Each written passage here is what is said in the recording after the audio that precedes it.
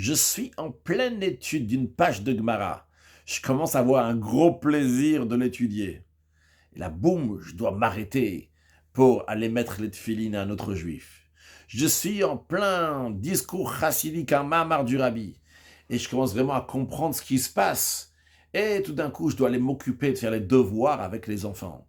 Je suis en train d'étudier un chapitre de Rambam. Et j'en suis en plein dedans. Je vais bientôt finir le chapitre. Ah, je dois aller m'arrêter maintenant pour aller travailler. Je suis en plein d'étudier une sikha du rabbi. Et je dois m'arrêter maintenant en plein milieu pour aller m'occuper qu'un autre juif va apprendre le Aleph Bet. Est-ce que c'est la volonté de Dieu que je m'arrête maintenant? Est-ce que Dieu, il veut que je vais avoir affaire avec ces choses matérielles? Ou est-ce que je m'attache plus à Dieu quand je suis en train d'étudier la Torah ou lorsque je vais aller faire une demeure à Dieu ici-bas? Aujourd'hui, voyons la réponse à cela à travers une sikha du rabbi sur la paracha de Vayetse. Vayetse, il est sorti, Yaakov, de Beersheva et il est parti à Haran. Yaakov était pendant des années en train d'étudier la Torah. Yaakov ishtam yoshev ohalim, comme ça on dit dans la paracha de Toldot, la paracha précédente. Il étudie dans la tente du maître de Shem, dans la tente du maître qui s'appelait Ever. Et même après, lorsque son père lui dit « Va-t'en, parce que ton frère Esav, il va te tuer. Il est très en colère contre toi que tu as pris les bénédictions en ruse, par la ruse. » Eh bien, Yaakov va pendant 14 ans, il se cache dans la maison de Ever, où encore il étudie la Torah. Tout ça, c'est dans la paracha de Toldot. Puis on arrive à la paracha de Vayetse, une paracha qui nous parle de Yaakov. Comment Yaakov, il s'investit dans le tson, dans le menu bétail, dans le petit bétail. Il va chez Lavan, son oncle, qui va devenir plus tard son beau-père, et là-bas, il travaille, il est berger du petit bétail. Et Yaakov, il travaille 7 ans pour une première fille de Lavan, 7 ans pour une deuxième fille de Lavan, Rachel et Léa, et finalement, il travaille à son compte, et avec quoi Lavan va lui payer? Avec le menu bétail. Et la Torah nous dit que Yaakov devient très très riche avec le menu bétail. Et la Torah nous raconte que Yaakov s'est acheté aussi d'autres choses, des servants, des serviteurs, des chameaux, des ânes, grâce à toi, grâce à quoi? Grâce au menu bétail, au petit bétail. Il faut comprendre quel message la Torah veut nous dire ici, lorsqu'elle nous parle tellement de Yaakov et le menu bétail. La Torah ne raconte pas juste des histoires comme ça des patriarches. La Torah a un message à nous dire. Une deuxième chose qu'il faut comprendre. Dans la paracha prochaine, Vayishlach, Yaakov, il envoie des délégués chez son frère Esav pour l'apaiser, et il raconte sa vie à Esav. Et il dit, j'ai eu des bœufs, des ânes, du petit bétail. Hey, c'est quoi cette histoire? Yaakov. Pourquoi Yaakov, il dit pas, j'ai eu des petits bétails, ça, c'est sa richesse essentielle. Non, d'abord il parle à Esav en disant, j'ai eu des bœufs, des ânes et du petit bétail.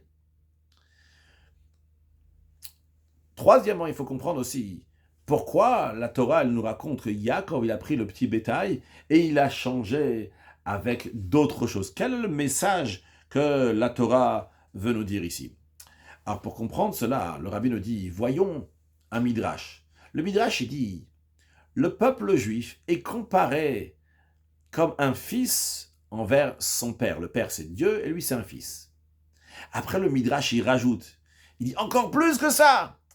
Le peuple juif est comparé comme un troupeau de menu bétail devant le berger. Le peuple juif, c'est le petit bétail, et Dieu, c'est le berger. Alors, dans Chassidut, on demande, c'est incompréhensible. On te dit que le peuple juif, c'est le fils de Dieu. Waouh, c'est extraordinaire. Après, on te dit, on va te rajouter. Pas seulement t'es le fils de Dieu, t'es le troupeau, t'es le petit bétail de Dieu. À l'instant, le fils de quelqu'un, il est plus important, le lien est plus fort entre le père et le fils qu'un troupeau et le berger. Il n'y a pas de commune mesure entre le troupeau et le berger. Dans la Chassidoute, c'est expliqué, non, non, non. Le ben représente une existence personnelle.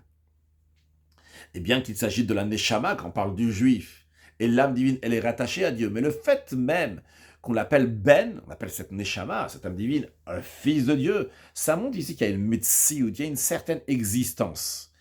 Et donc, s'il y a une certaine existence, il y a un père, il y a un fils, les choses sont bien ordonnées, et ça rentre dans une certaine nature. C'est une lumière divine qui est liée avec la nature, avec ce qu'on appelle l'enchaînement des mondes, la logique qu'il y a dans le monde. Il y a un père, il y a un fils, mais il y a deux choses qui sont différentes.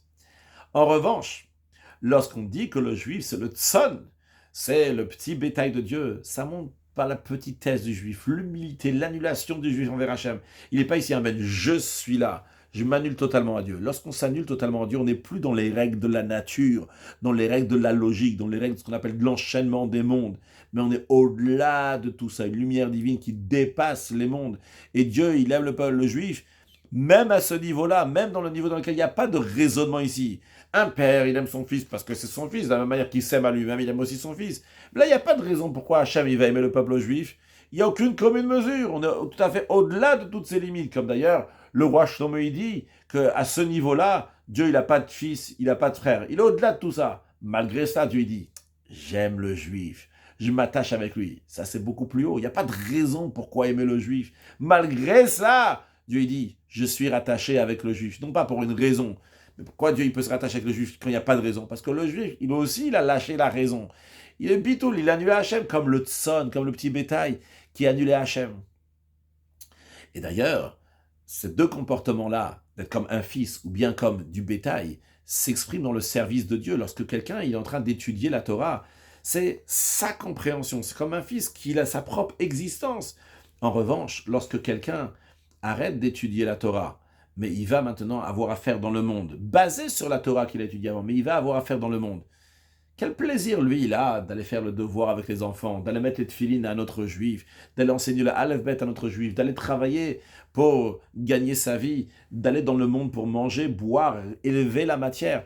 Lui, il aurait préféré rester étudier dans le spirituel, dans la qualité de l'être humain. Mais il sort, va yetse, il sort. D'ailleurs, le mot tson, qui veut dire le petit bétail aussi, vient du langage de yetsia, de sortir. Il sort de son confort, il sort de ce qui est agréable pour lui. Eh bien, c'est là qu'il va vraiment toucher Dieu.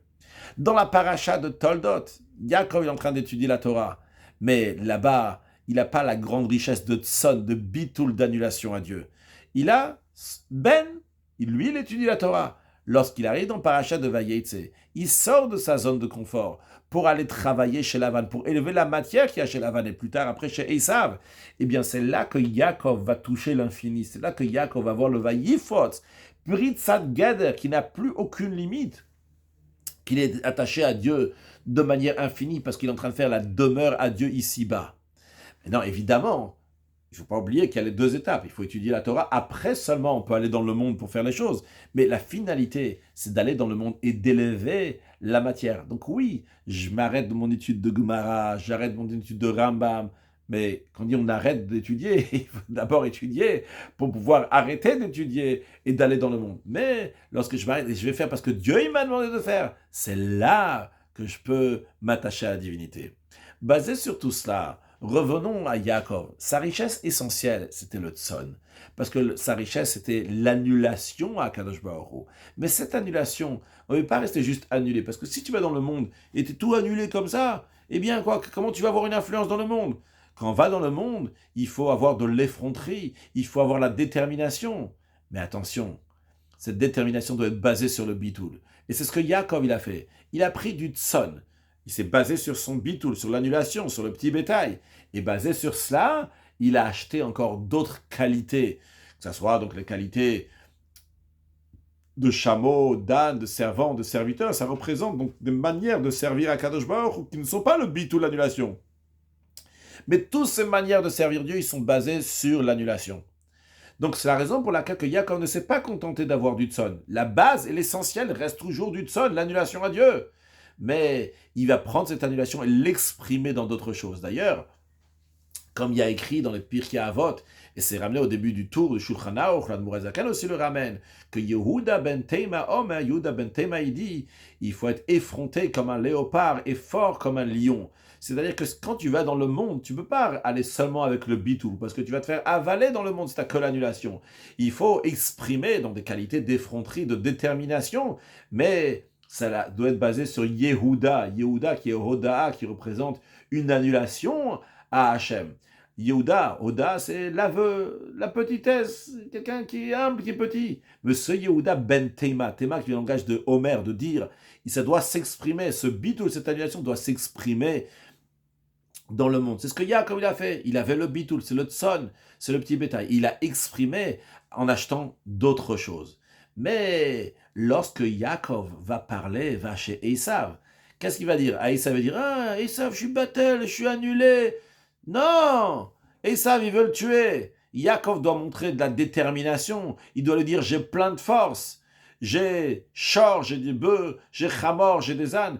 Mais sache que mes bœufs et mes ânes, ils sont basés sur du tson. Ils sont basés sur le bitoul. Mais c'est pas la première chose qu'il va dire à Esav. Lui, dans sa tête, Yaakov, le juif, qu'est-ce qu'il pense? Bitoul, l'annulation à Kadosh Baruch Hu. Mais la manière qu'il présente les choses chez l'autre, qu'est-ce que Esav doit ressentir?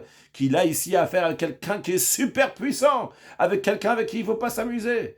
Donc, basé sur ça, on a répondu à toutes les questions. Pourquoi on nous raconte le tson de Yaakov? C'est pas juste pour nous raconter qu'il avait du petit bétail. La Torah ici est en train de nous raconter qu'un juif doit avoir du bitoul, l'annulation à Kadosh Baruch Hu, c'est la chose la plus haute et de base à avoir. Et après, on nous raconte qu'il ne faut pas se contenter de ça. Il faut acheter avec le bitoul, avec le tson, avec l'annulation. Je vais acheter encore d'autres qualités dans lesquelles je vais pouvoir aller dans le monde. Et après, la Torah me dit que quand tu vas voir Esav, tu ne dois pas lui parler de la première chose, ton bitoul, ton annulation à Dieu. La première des choses qu'il doit entendre, c'est que toi, tu es fort, tu es déterminé. Et après, tu vas lui parler que tout ça, ça vient du tson, de l'annulation à Hachem. Et pour conclure, le rabbi nous dit l'enseignement que chacun doit faire un vayetze, chacun il doit sortir, aller s'occuper d'un autre juif, d'éclairer ce monde. C'est là qu'il s'attache avec Akadosh Baruch Hu. Et si, à l'époque, c'était quelque chose qu'il fallait faire, mais de nos jours, en tous les cas, le rabbi nous dit, c'est pas juste que tu vas prendre un juif qui est déjà dans un contexte religieux, tu vas l'élever à un niveau plus haut. Quand tu vas voir un juif aujourd'hui dans la rue, tu le ramènes au judaïsme, tu lui as sauvé la vie. C'est pas juste qu'il était un petit pratiquant, maintenant il devient un plus grand pratiquant. Quelqu'un il avait une petite crainte de Dieu, on avait plus crainte de Dieu. Aujourd'hui, tu as sauvé sa vie littéralement à lui et à toute sa descendance quand tu vas aller le sauver. Et encore un point, le rabbi nous dit, que lorsqu'on va faire ce travail-là avec le bitoul, avec l'annulation, eh bien à ce moment-là, on a une grande réussite comme celle de Yaakov, que Yaakov il est toute sa descendance, donc sa descendance qui sont ses enfants, mais aussi dans le sens plus large du terme, les élèves, que tous ils vont dans le droit chemin, et ça prépare chaque juif et tout le peuple juif de tous se rassembler ensemble à Yerushalayim, Irakodesh, avec la venue de Mashiach. Now, une excellente journée.